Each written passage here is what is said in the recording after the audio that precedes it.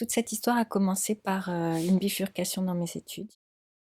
J'ai d'abord fait 2 années d'études en mathématiques et ça ne me plaisait qu'à moitié. Et l'option que m'ont proposé mes parents, c'était de bifurquer vers de l'image de synthèse, en plus à Paris.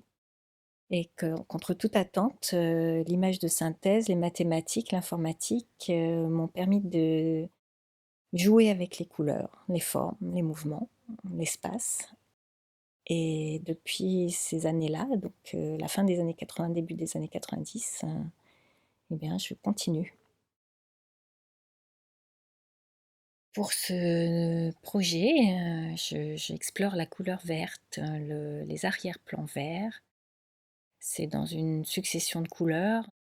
Pendant longtemps, j'ai exploré l'arrière-plan noir et les relations avec l'intérieur de la forme. Puis il y a eu du gris, du rouge, un tout petit peu, un grand rose. Et maintenant, j'espère qu'il va y avoir un grand vert.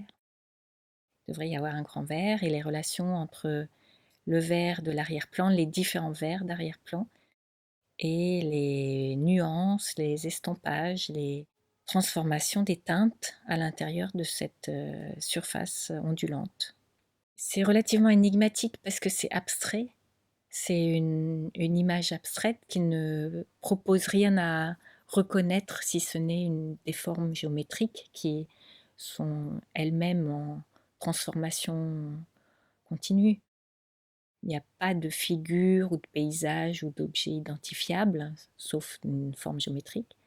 Peut-être que mon ambition, c'est de toucher les gens par rapport à des variations de teintes, que ce soit dans leur rapport éphémère ou dans leur trajectoire, si on peut dire les façons d'évoluer des couleurs, suggestions les unes avec les autres, les unes contre les autres.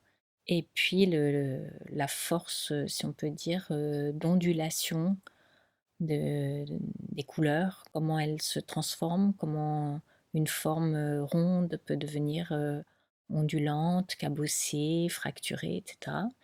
Et puis il y a aussi à l'intérieur de cette surface, ce sont des lumières en fait, hein, et l'une d'elles est noire, donc elle apparaît, elle disparaît, elle se fond, elle se mélange avec les autres lumières.